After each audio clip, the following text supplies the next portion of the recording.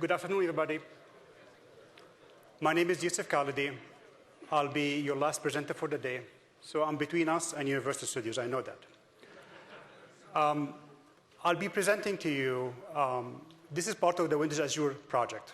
I'll be presenting to you a presentation on how to architect services for the cloud in general and for Windows Azure in particular. My team is responsible for building the automation layer of the system, the modeling aspects of it, and in general, the system management aspects of it. The main theme here is this. We need your help in the way you build your service.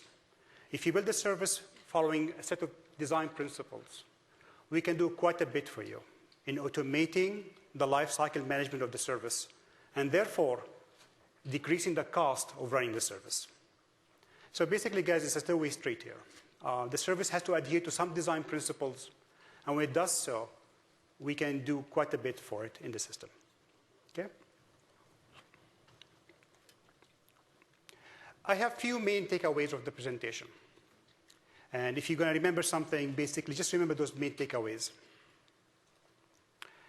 Cloud services do have specific design considerations. They're always on, especially if they're successful. You can't just shut them down.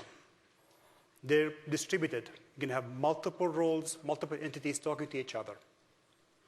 If they're successful, which is always the goal, they're going to be very large scale. And in these architectures, failures are to be expected and to be handled. These things are unlike your perhaps some classical applications where you run them on a single box, and you can make the box then highly available. In these systems, in cloud services, you should expect failures, and you should be able to handle them. And I'm going to, through the presentation, I'll tell you more about how we can do this together. You can think of Windows Azure as an OS for the cloud. It handles scale-out architectures, i.e. rack and stack of many, many machines of large data centers. It can handle very dynamic systems where resources can be added or removed on the fly and on demand. Each machine in this system is running its own local kernel, if you will. But the layers and layers of software we have here collectively make up an OS for the cloud. Windows Azure manages services, not just servers. You probably have heard this phrase already in a couple of presentations. And it's really key to the system. Not only do we handle the usual stuff of machines and wires and networks and load balancers, but we do so by managing the service first and foremost. And based on what the service needs, we manage the hardware, not the other way around. Basically, you tell us what you want through a modeling step, and then we take care of most everything else.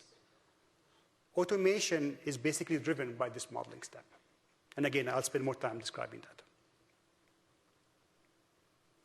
Finally, if we do our job right, you as a developer will be freed from many platform issues, and you are free to concentrate on your business logic, your application logic, and you will not have to worry about the other stuff you would have to do otherwise, you or your IT people, if you will, from machines and booting and deploying and so forth. These are the main takeaways, guys. My job for the next hour or so is to show you how this can be done, to impress on you some help I need from you, and then at the end, I'll be more than happy to answer your questions. So briefly, we'll describe how to architect Windows Azure services. And in particular, we'll spend some time discussing the service lifecycle management of services in this platform. And then we show you how automation is actually done. If the service is architected correctly, automation can happen for you. And as a result, how developers can be freed from many of the mundane issues to pay attention to their logic instead. Cloud computing. You probably heard this phrase. Everybody has their own definition. In this slide, I'm attempting to give you the salient points, if you will. First and foremost, cloud computing is based on scale-out, not scale-up architectures. Let me explain. When you have big servers with lots of CPU, symmetric processing, and the like, we typically call that scale-up, vertical scaling, if you will. You want more resources, you add to it to a single box. In cloud computing, instead, we have many, many machines. Typically fixed size, maybe 2 sizes. And they're typically commodity hardware hooked to a network with no shared storage between them. We have local store only on them. This is a very appealing model, guys. It's very cost effective, and it's amenable to other attributes of the system, which is you can add and remove capacity on demand. If your service needs more capacity, more computational resources, it can take it from the pool. And we don't need any more resources. You can stop paying for it and give it back to the pool. But for this to work, the pool has to be fairly homogeneous. You can't have lots of different types of machines and different sizes and the like. You can have some, but it has to be fairly homogeneous for the model to work in a cost-effective manner. The goal, of course, is to pay for what you use as you go. You need more capacity, get them quickly. You can return them quickly as well. And to make this really happen, it has to be automated. If somebody tells you they can do this thing just by hand, by spinning up machines by hand and so forth, that doesn't scale really. So you have to have automation to make this model really work at scale. Putting myself in your shoes, what you really care about, frankly, is not this picture per se. What you care about is the point of you need more capacity, get them quickly, and we don't want to give them back to us. The rest of the stuff, frankly, is stuff we need to give you that attribute, that capability, if you will. So for the rest of this talk, at least, when I say cloud computing design point, I'm referring to this picture. Lots of scale out, machines, basically, racks and racks of machines. Fairly homogeneous, 1 or 2 SKUs, whatever the case may be. And capacity that can be given to services on demand and taken back very quickly. So we have a platform like this, okay? How do you architect your service to run a platform like this? These next 2 slides are basically characteristics of this environment and, in a sense, requirements on your service to fit in this model. If you follow these next 2 slides, automation can actually really happen. As I mentioned briefly, failure of any given node has to be expected. There are a lot of these machines out there. The way we get availability is by having redundancy, not by investing in every single machine and make it highly available in its own right. This is not a mainframe design. This is a scale-up design, scale-out design. For this to happen in your application, you need to view each node or each role of your service essentially as a cache of software and state. Software can be obtained, again, from wherever we have it. And state is basically 2 types of state. Configuration settings and the like, which you need to be able to get them back, and your actual data, which you have to be able to put them somewhere. I'm going to explain more about this. But net, don't assume that any given state on a given machine is the only copy. Don't assume any given machine is golden, because none of them are. You have to be able to reconstruct your state one way or the other. We give you help, don't worry, but this is important. And by the way, this is independent of Windows Azure. If you want to play in this space, you have to do these things. Also, don't assume a one-time install step. There's no one MSI step. You just deploy your app, and you have your state, and you're happy from there on. Your app, each part of your app, has to be able to reinitialize itself on a restart. When a role of your service, when a part of your service is restarted somewhere, it has to check, do I have cache state? And if yes, is the cache state valid? If not, flush your cache and get it again from somewhere. Do not assume you can drop something, say, in the registry, and it's going to always be there for you, because it won't. And the reason is, if a node fails, we will try to restart you in the local machine. Eventually, you may be transparently restarted somewhere else and told you've been restarted. So don't assume whatever you left there is always there. In these systems, configuration state can change. They can change because you requested extra capacity. So now you have more roles acting as your front end to the web, for example. Or you requested less capacity because you don't need any more. Or because of failures. Or because you're running a new version of your software.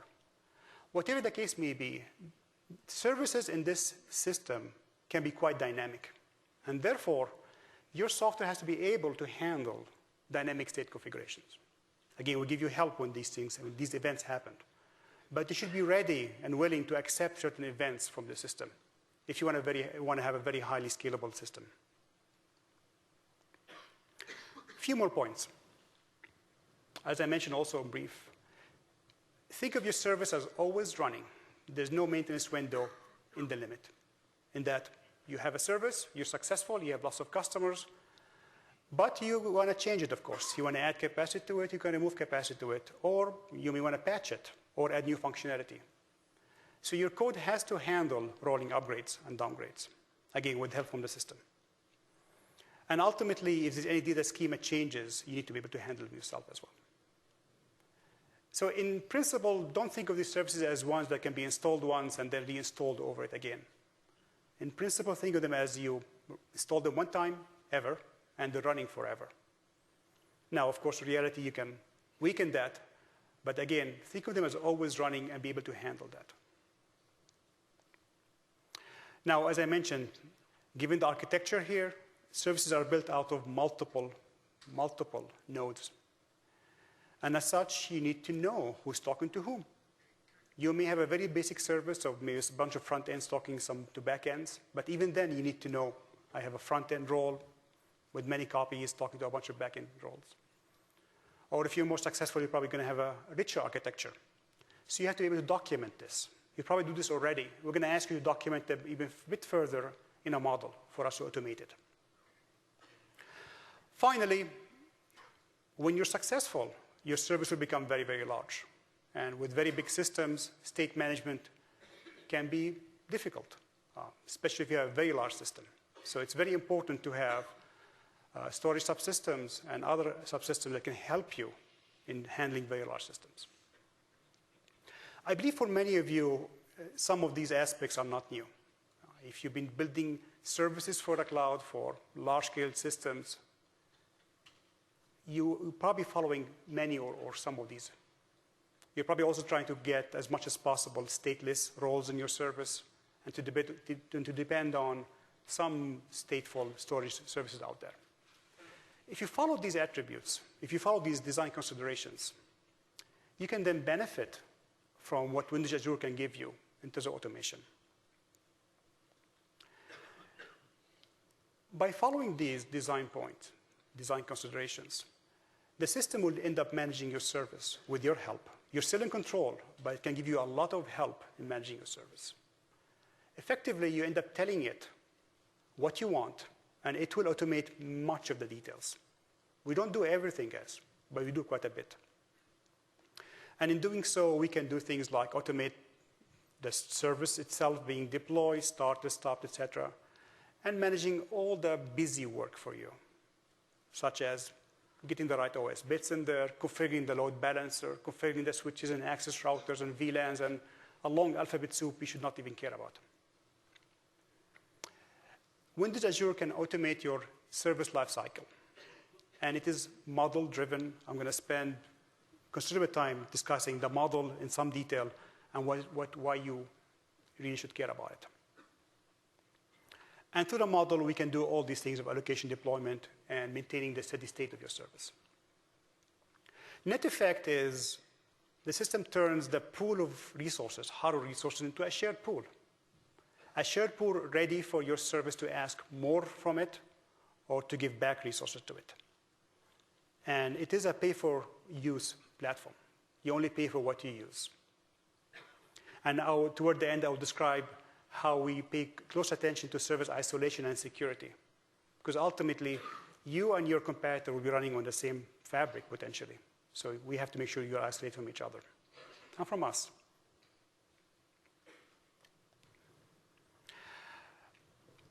This slide summarizes the basic lifecycle management in Windows Azure.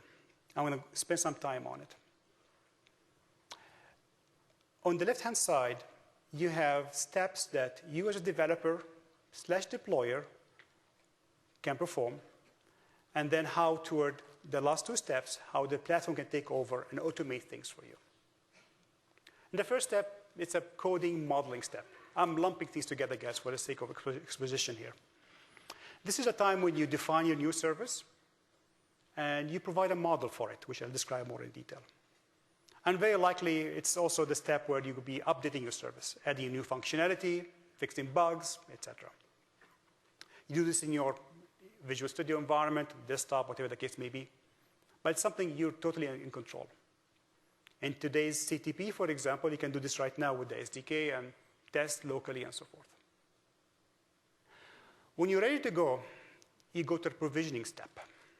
And I label this thing as developer/deployer. It's still you. You're in control here.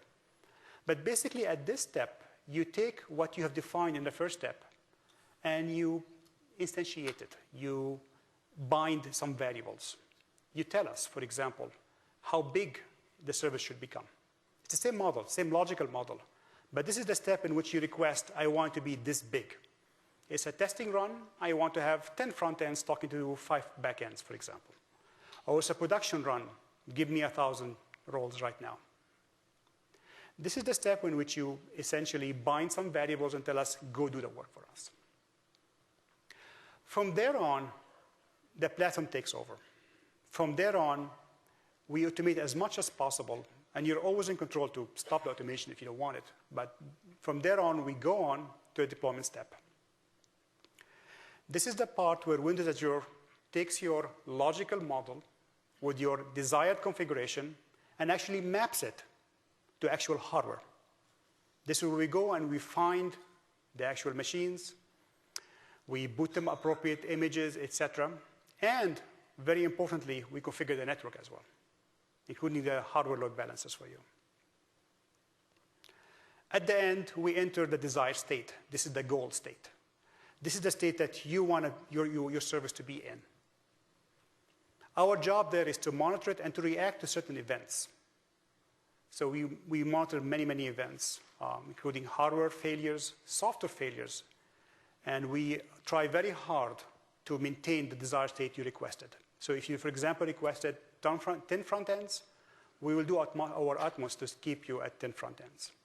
So if software fails, we do local retries, local restarts. If all else fails, we give you another machine. We plumb the network, we plumb the load balancers, etc.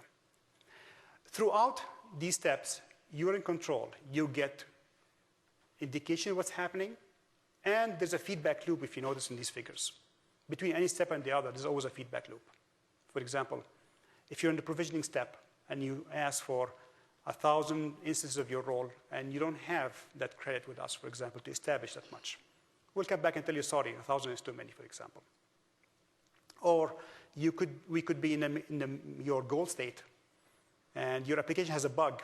We keep restarting it, nothing is happening. We tell you, sorry, here's an alert, do something about it.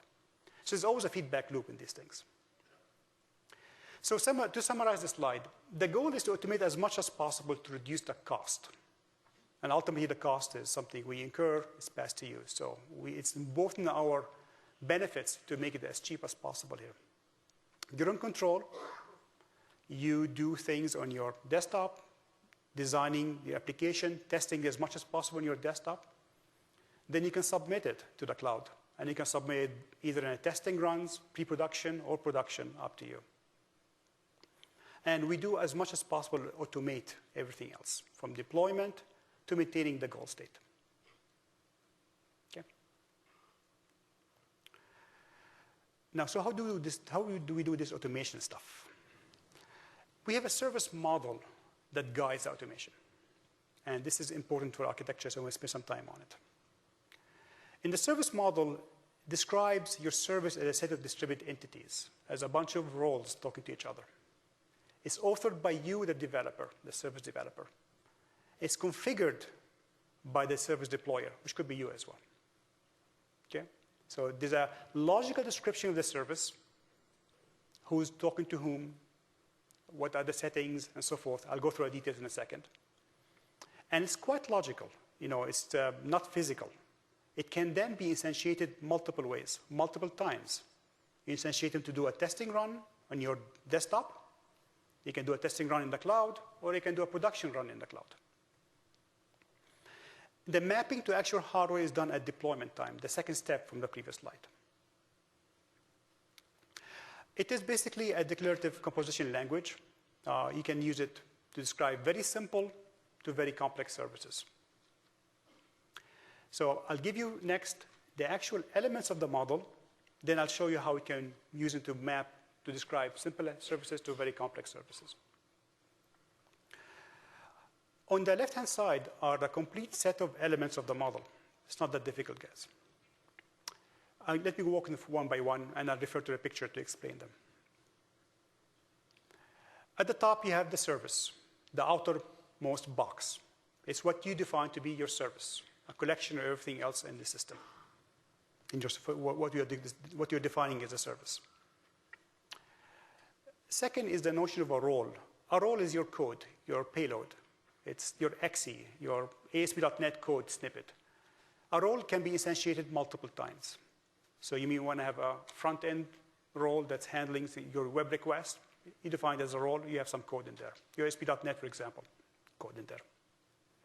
So the role is your execution entity. That's where you spend most of your time writing your code. This is what includes your business logic. It's your business. Roles can be grouped. So we have a grouping operator, because sometimes it makes sense to put roles together. Roles communicate through export, basically, endpoints, communication endpoints. And you see in a second how we use these, because you can link communication endpoints through channels. In a simple sense, just to without going into much details, there are two types of channels: logical load balancers and just communication switches. These are, at runtime, are mapped to actual load balancers. Or, for example, in our development fabric in your desktop, they're mapped to a software load balancer in software in your desktop. So basically, you can say you have all these rules, all these roles, grouped this way, talking to each other this way. Some should be fronted by load balancers, others just talking to each other. The service as a whole, the whole service, the whole box, exports interfaces and imports interfaces. So the green line are exported interfaces from your service. For example, a bunch of HTTP endpoints or WCF, or TCP/IP, UDP, whatever the case may be. At the same time, a service can potentially import other interfaces, which is the red line. Finally, there are configuration settings, which I will skip for 2 slides and come back to them. But they fall into 2 parts: developer settings, which you define and set, and you get at runtime, and system settings. Now, I mentioned that you can model simple and complex services with this. For those of you who have played with the SDK already, or if not, I encourage you to do so. In the SDK, we have a small set of templates for writing services for the CTP. This is the blue side of this picture. These templates, for example, a front end talking to our storage and queuing subsystems with a back-end worker process fronted with a front web role is fronted by a load balancer. This template is actually mapped into a service model. And this service model then, in turn, drives how the automation happens. So these templates are, at the moment, simple, but they map to the underlying model. The underlying model, in a sense, is our assembly language, if you will, by way of analogy. It's the assembly language that we consume, and we then do run the automation from it. So this is an example of a very simple service. You can also use it to model very complex services. Here's an example of a high-scale video conferencing service, which, by the way, will be demoed tomorrow at lunchtime. I believe it's ES25 is a session if you want to see this thing running on the platform. This is a video conferencing service. It requires very high performance reliability, and it needs to be able to scale automatically up and down. And again, if you want to see it running tomorrow, please go to the ES25. The picture here is something that you could draw today. You know, this is how the service looks, a bunch of front ends, talking to load balancers, the back ends, and so forth. This is done basically using just Visio or PowerPoint. What we want you to do is take this picture and map it to our service model. Trust me, they're very similar, without going through the details here, but this is the actual service model for that service. Okay, and again, you can see it running tomorrow. It's a big service, bunch of roles talking to each other. Notice the front ends have these ovals, empty ovals. These are load balancers. And the whole thing has an interface, set of interfaces being exported. Another example of a complex service is the Windows Azure storage subsystem. And a talk was given about this by Brad an hour ago or so. This is the actual model of the Windows Azure storage subsystem. we have been dog-fooding our system, our own infrastructure, throughout this project. So all the storage subsystems, all the queuing system we have, even the internal infrastructure that is used to provision the system is modeled and run using our own infrastructure. So I showed you simple services are modeled with the service model and complex ones. There are a couple of concepts I want to take a few minutes to explain to you, which again, if you ever were involved in deploying these things, you probably have faced them one way or the other, perhaps under different names, but let me explain right now. There's a notion of fault domain that you should be conscious of. Why? We want you to avoid any single points of failures in the system. Remember, I told you this has to be a very highly available system, always running, no single point of failure. So we need to be conscious of making sure that no single point of failure can affect your service. So what's a fault domain? It's a unit of a failure. Examples can be a compute node by itself, a rack of machines, all the way potentially to a data center. And depending how you're looking at it, all of these can be a single point of failure. For the sake of running example, think of a unit or the fault domain being as a rack of machines. In this picture, there are two racks, machines, each considered to be a fault domain. Potentially can fail as a unit. For example, it has one top of rack switch, whatever the case may be. So we view these things under the cover as fault domains. And then in the system, when we consume your model to actually deploy it, we deploy your service roles across fault domains. So if your service, for example, this is an example, you have 10 front ends, and you specify you want a minimum of 2 fault domains. In this picture, we'll make sure that 5 of your front end roles land on one rack, and the other 5 land on the other rack. Why? Just to guard against the whole rack going down and your service totally being inaccessible. So the concept of fault domains in summary is to avoid single points of failure. And the system is very conscious of doing allocations across fault domains. But the story doesn't end here, because there's a notion also that you have to be conscious of when you are doing upgrades, and that of update domains. Why should you care about update domains? Well, we want to ensure your service is always up and running, even when you are rolling new updates to it, even when you are patching it or adding new instances or, for example, adding a new version of it. So an update domain is a unit of update, of software configuration update. It's basically, as an example, a set of nodes to update at the same time. So if you have a service up and running, surely you don't want to shut it down to add a new thing to it, right? But you may have to restart part of it. Update domains dictate the order in which the restart effectively happen. So in this example, same example, you have the same 2 racks. The update domains effectively are across the racks. And allocation is being done across the update domains. And they're used when you're doing rolling forward of new updates or rolling backward, for example. So the example I mentioned earlier, when you have 10 front ends and 2 fault domains, you can also say I want 5 update domains. And you end up with your 10 front ends allocated 5 per rack and across the racks, basically. So if you lose a rack at any point of time and you're going through rolling upgrades, you're safe. If you don't want to use these concepts, don't worry about them. They're actually in the SDK today, they're hidden from you. But in the underlying system, to offer more complex, large services, you will need to be able to at least be conscious of these things. A few slides ago, I mentioned configuration settings, and I promised to come back to them. When you're programming for a single machine, you have the registry. You can drop stuff in the registry, do an MSI install or something, pick them up, and go, right? Well, in the cloud, there's no registry per se. You have lots of roles running on lots of machines. So you need a place to communicate your settings to your service and to potentially pick things up, configure it. For example, you want to tell your service it's a testing run versus a production run, whatever the case may be. So the purpose of the config settings is to communicate settings to a service running in the cloud, in the data center. And there are two types. Application configuration settings that are declared by a developer and set by a deployer. Note the roles here. I mean, again, the developer and deployer could be the same person. But a developer knows what she or he wants for their application. You know what settings you want to pass your application at runtime. But a deployer knows what's actually going to be set at deployment time.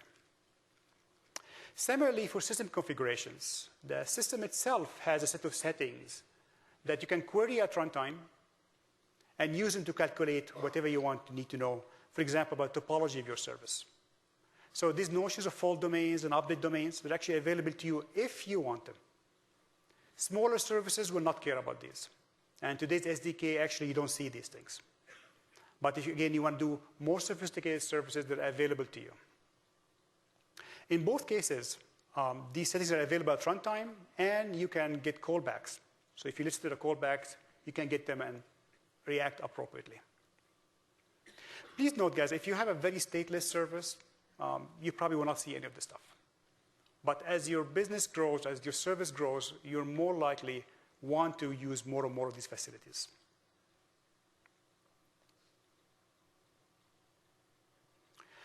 I want to spend one slide telling you how we actually do the automation. Then I'm going to plug a talk on Thursday that will go through a lot of details on the slide. Behind the covers, in the OS itself, in the Windows Azure itself, we have a service called the Fabric Controller. It's the brain of the system. The Fabric Controller is the consumer of the model you specify. It consumes the model you specify and the config settings and the actual application payload. And in turn, it does the automation. It makes it happen across the fabric. And the fabric for us is the complete collection of compute nodes, networking, load balancers, and everything in between them. The Fabric Controller is responsible for managing the life cycle, the picture you've seen, all the automation steps in there. And it is the entity that's responsible for monitoring and providing alerts, et cetera, back to you when things go wrong. It in itself, by the way, is a distributed service that's actually modeled using a service model itself. And it's a nice recursion there we can discuss offline.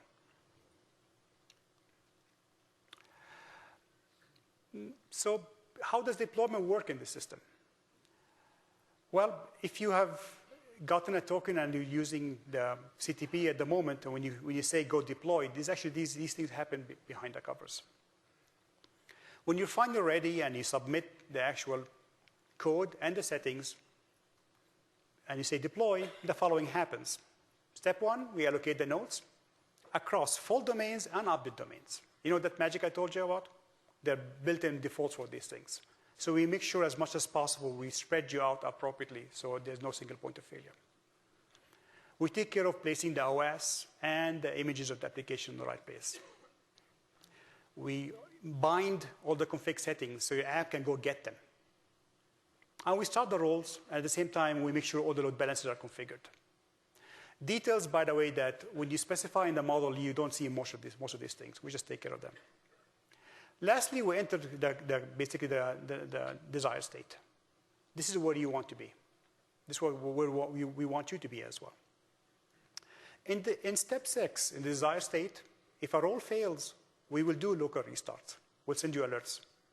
If those fail, or the machine fails, we will find a different physical machine somewhere. A machine somewhere, it could be a virtual node.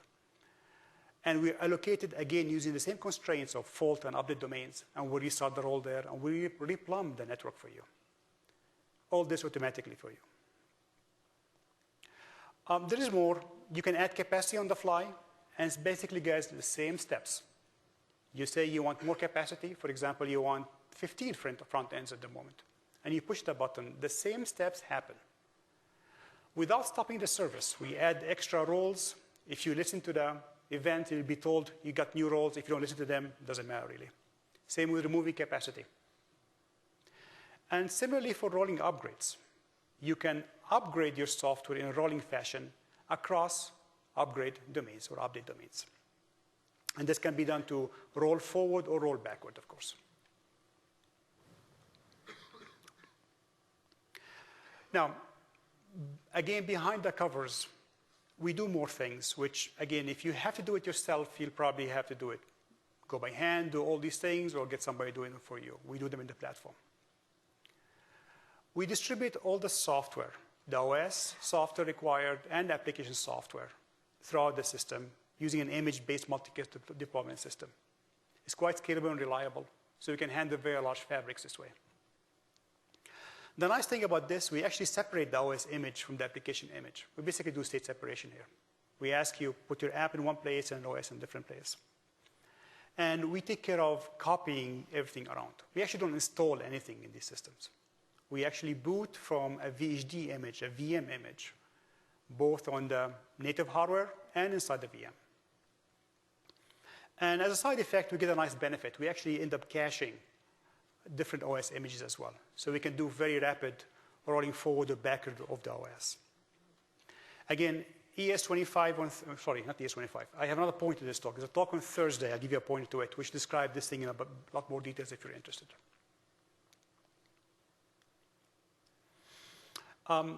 Without spending too much details here, we, of course, do log collection. So your application can log and you can get them back.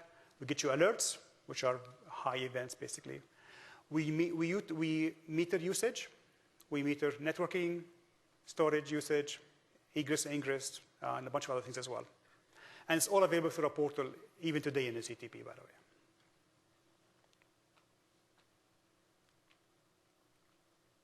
Now, let me spend a few moments and go back to a topic I mentioned a while back. This is a shared fabric, right?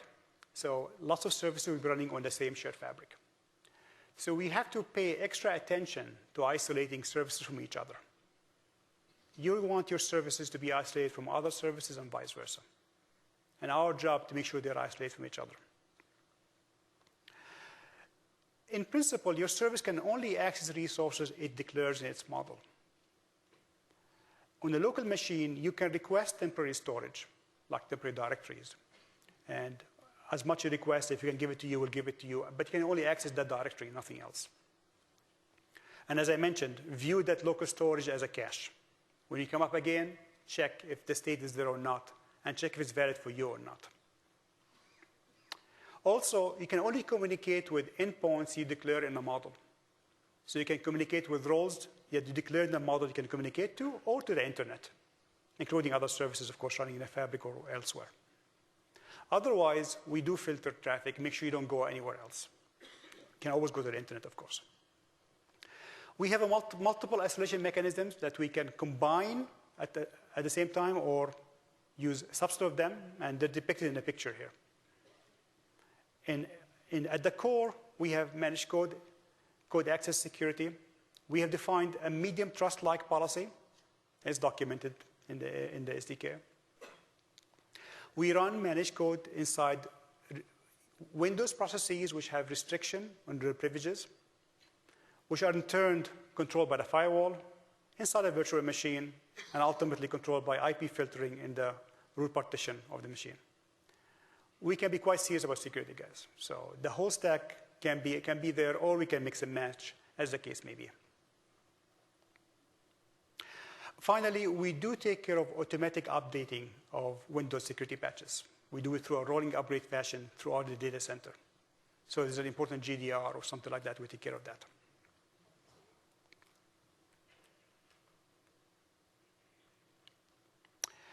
The system is very highly available. We have architected it both in software and hardware to make sure there's no single point of failure in the system. The network itself has redundancy built in switches, load balancers, access routers, and a bunch of other things as well. Again, most of these things will not be seen by you, should not be seen by you, but we take care of it as well.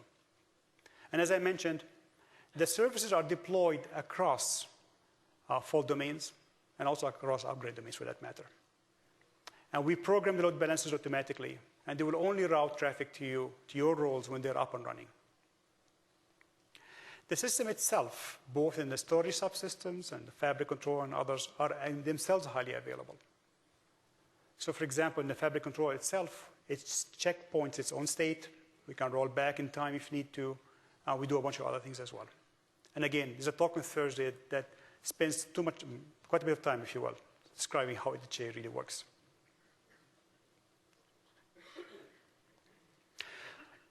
Finally, one more thing you get out of the platform, which is all this data center management stuff.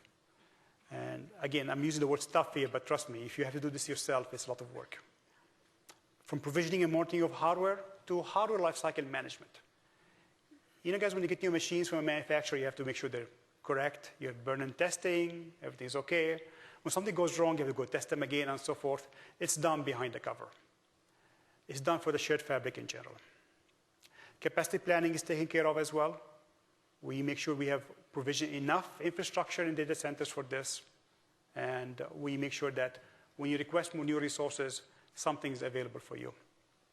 Finally, of course, we have our own internal security measures, from physical security to internal authentication, auditing, and the like.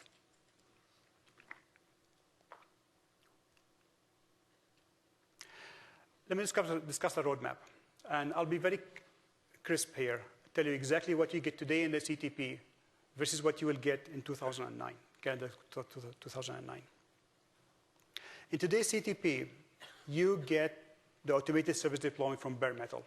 Much what I described about provisioning for bare metal up is there. We expose a subset of the service model. And the subset is codified in the templates that are in the SDK. So to see exactly what we have, just look at the SDK. We support changing number of instances at runtime. You can increase them, decrease them. And if you want to see a demo of this stuff, again, you can pass by the launch tomorrow. We can show you this stuff live on the system. We allow simple upgrades in the CTP.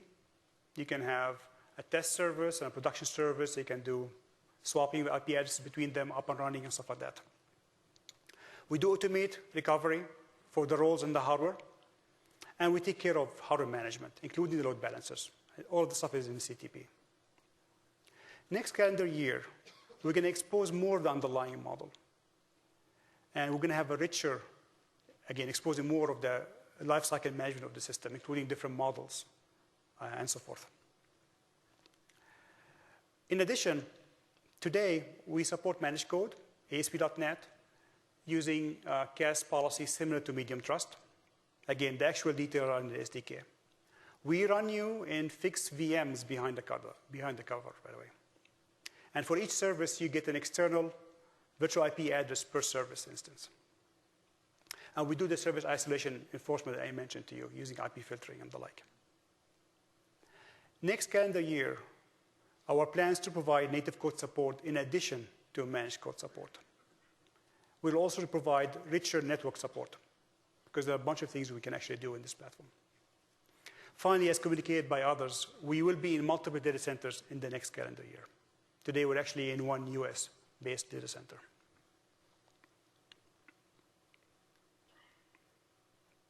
So in summary, cloud services do have design considerations that are somewhat different than running an application on a single box. They're always on. They have lots of distributed state. So as stateless as you can be would be a good thing. And they can be quite large scale. Here we have a system that's effectively an OS for the cloud that handles all the scale out of your system. Automation is key for reducing the cost. But I need your help. We need your help, guys. You have to provide us with your basic model of your service. And you need to follow some of those design constraints, if you will. If you do so, you get the benefits of the platform. There's a few talks I'm going to recommend if you're interested in specific things.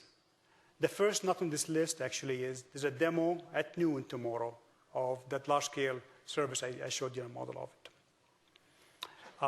There's a talk in the middle of the day, in Wednesday, showing more about how to author services for the platform.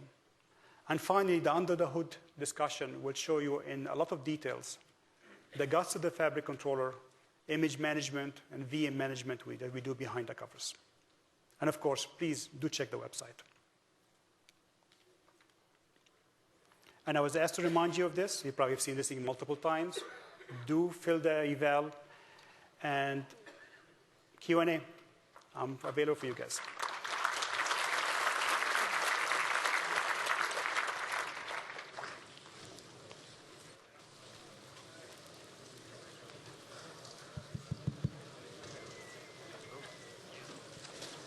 Question? Question? Any questions, guys? Over. Go ahead. You mentioned that you do rolling upgrades, you apply security patches. Do you take any steps to ensure compatibility with the services that are in the cloud? The question is about rolling upgrades and if we ensure compatibility with the service. We will only attempt upgrades of very important security patches of the OS. And next year, when we have the commercial release of the system, we're going to work on a method with you to make sure there's appropriate communication before we do something like this. Okay. For now, during the CTP, if something important comes up, we're going to do a rolling upgrades only of security patches. And what about the OS itself? Do you have any policies around upgrading, like to R2 and then beyond? That's to be determined, but we will not do an upgrade to a new OS by itself. That you have to be able to specify that one. My discussion about the rolling upgrade has only to do with the security patches. Need a question? Microphone? You need to go to the microphone, please. Yeah. So this is a minor detail, but you mentioned that you can have callbacks called when configuration settings change. I'm wondering what the use case is for that, because usually those will only change on restarts. So are you implying that developers can make config changes and you won't restart instances and you'll instead just call the callbacks? Question is about configuration state changes and whether you want time to a restart or not, basically. You're correct.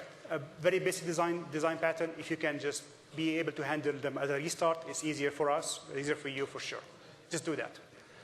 But we do have requests from certain services that wants to be up and running, especially for a worker process, where you want to get the event during runtime. We support that. The API, which is not exposed in the CTP at the moment, allows both methods, both ways. You don't want to listen to it, no problem. We'll restart you automatically. Okay.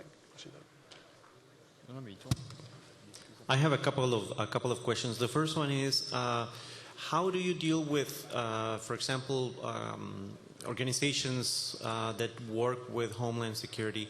Typically, those sites are not open. So if you wanted to expose information, what mechanisms would you offer to those to that kind of customers?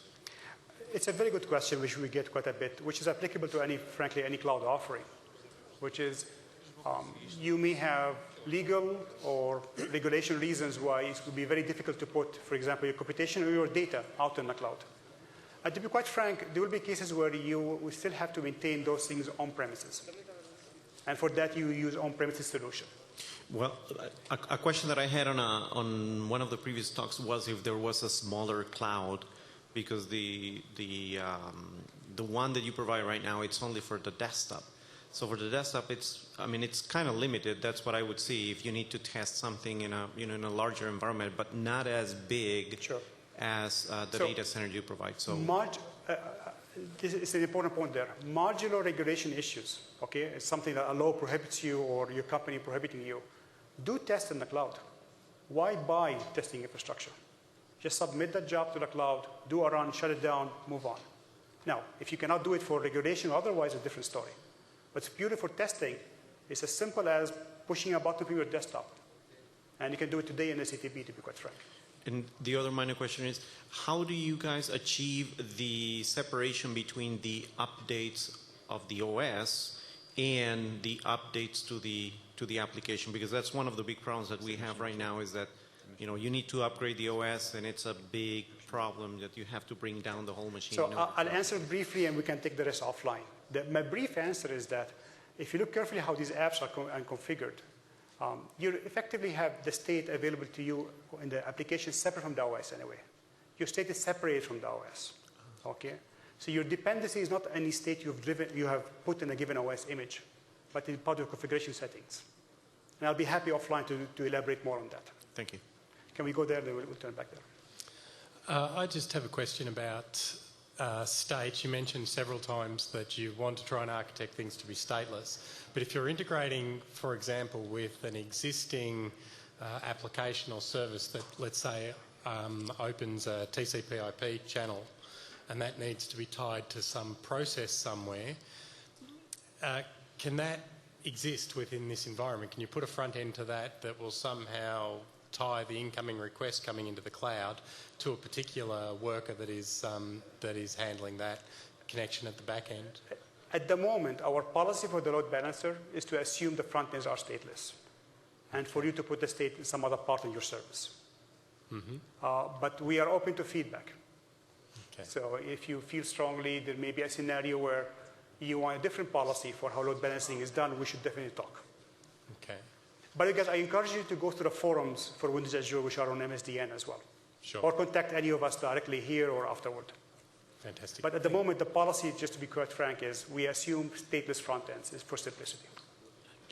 Thank you. Yeah. Thank you very much. The job is really great. I have 2 or 3 questions. First one is concerning the version of the .NET. Is it 3.5, 3.5 SP1? And how can I add specific SDKs, like we have .NET Services SDKs? Can I put them there? At the moment, they're 3.1, 3.5 SP1, right? Yes. And for the second part, for the CTP, that's what you get. Later on, we will have provisioning to specify different things if you want to add.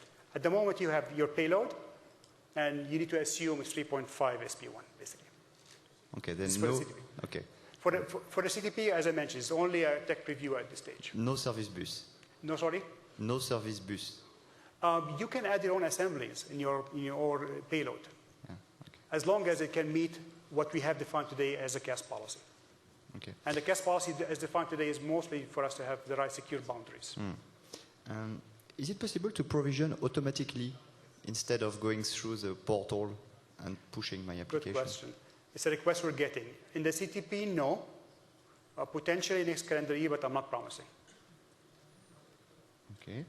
And talking about capacity planning, you said, for the moment you talked about the number of roles I can put, but maybe if my CPU is full, I would like to have automation. I understand. At the moment, you can specify the capacity you want in terms of number of instances only. Okay? So for any given role, and you can have multiple roles, you specify how many instances you want, and you can change that, as I mentioned, dynamically and so forth.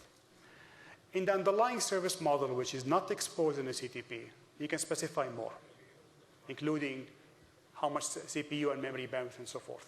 But we should take it offline more about, discuss this with you offline if you want. Okay, thank you. I have a follow-up to the earlier questions about regulated industries.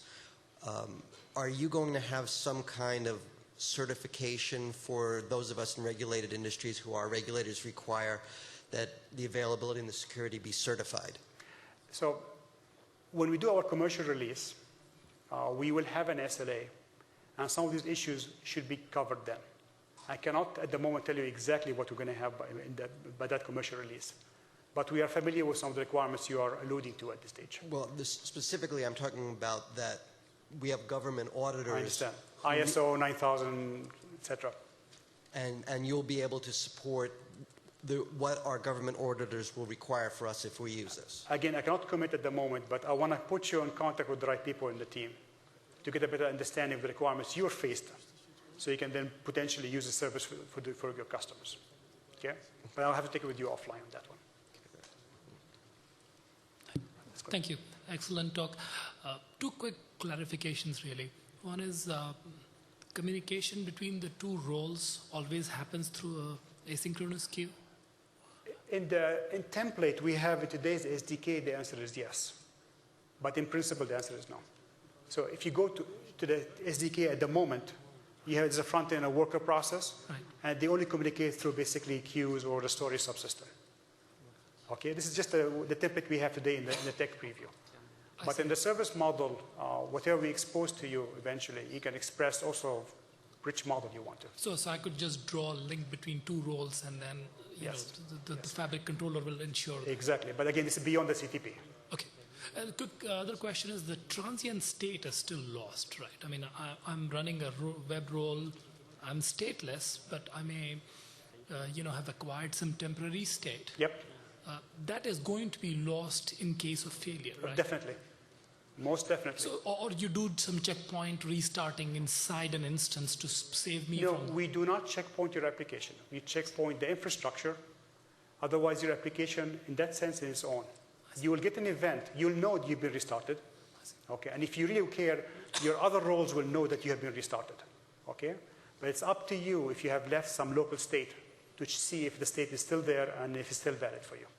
And I'm guaranteed as a consumer of this service, I'm guaranteed that the isolation boundary is one machine. I'm the only one running on that virtual machine instance. In the CTP, we run your application in one virtual machine instance, yes. But you reserve the right to use the hardware as you see fit later on. Is that what you're saying?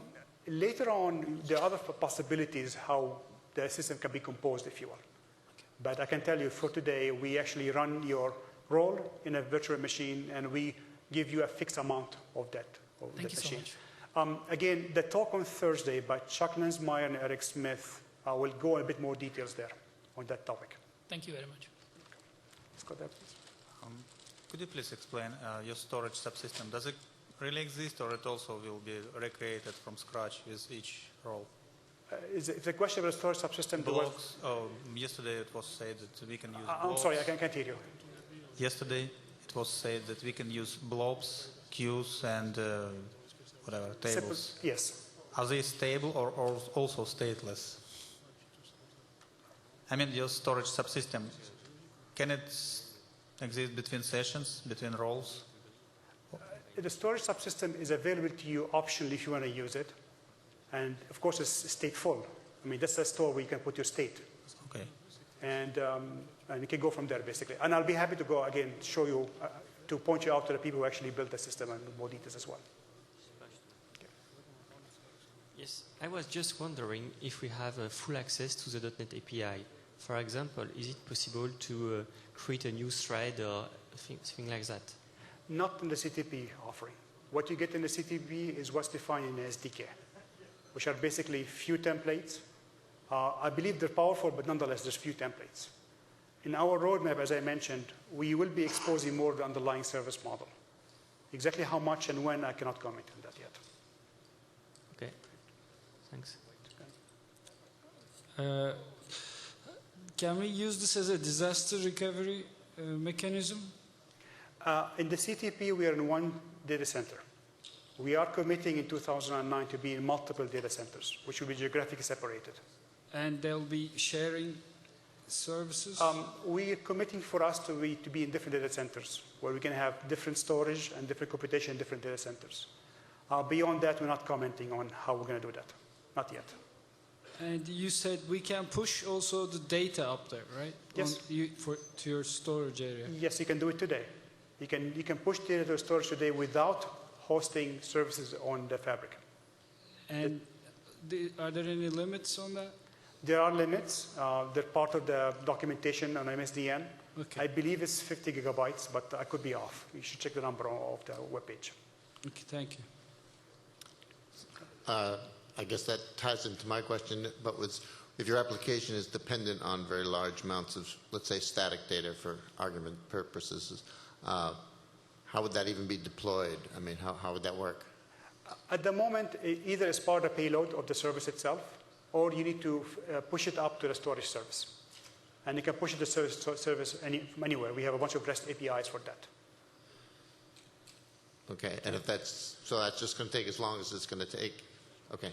Yeah. So at the end, there's physics involved here. I mean, is there any other thought about other mechanisms of installing data?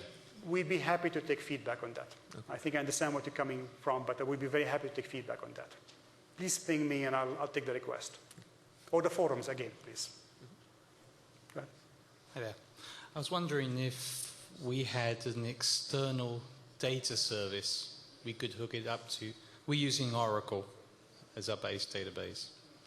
And we're looking at a cloud service from Amazon for our data. But I'm wondering about our web services on the cloud on Microsoft's side. Can you be more specific in your question? I'm wondering about, can I use the data service completely external from the service I publish to the cloud? You can access any internet service.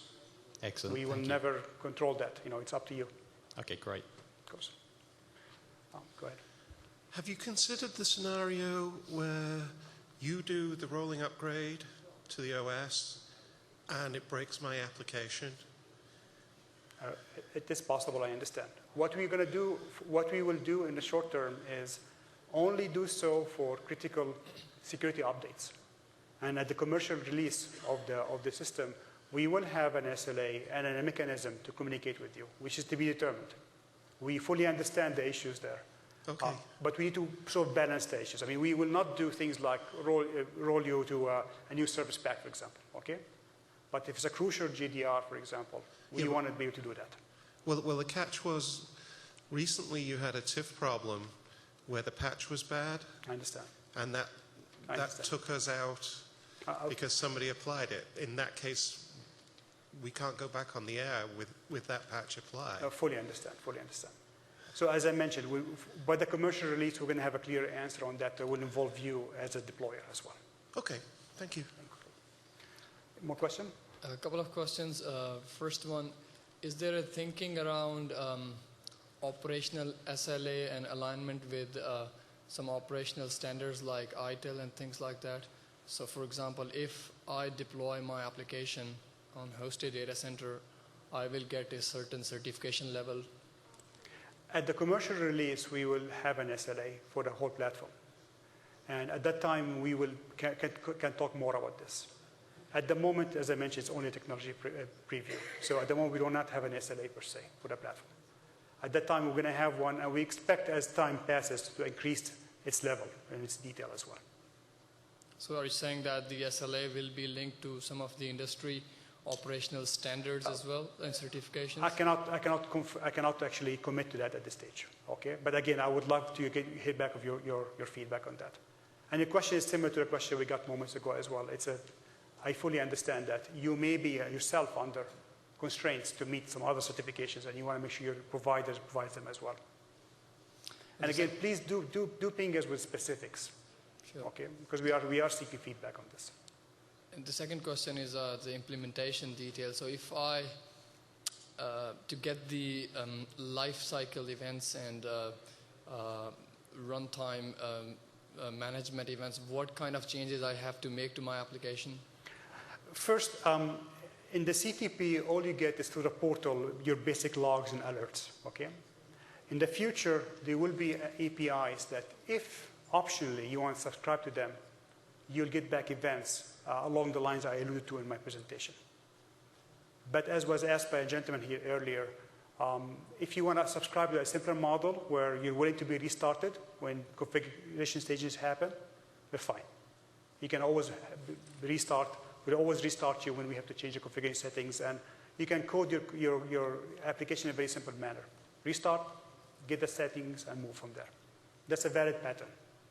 If you want to have a worker process, perhaps, that's always on and so forth, you may want to subscribe to some of the events. So will that be fabric-driven, or will it be a tightly coupled API? There will be an API for that, but we can talk offline how it may look like, actually. Okay, thank you. You're welcome. Thank you very much, guys. Thank you.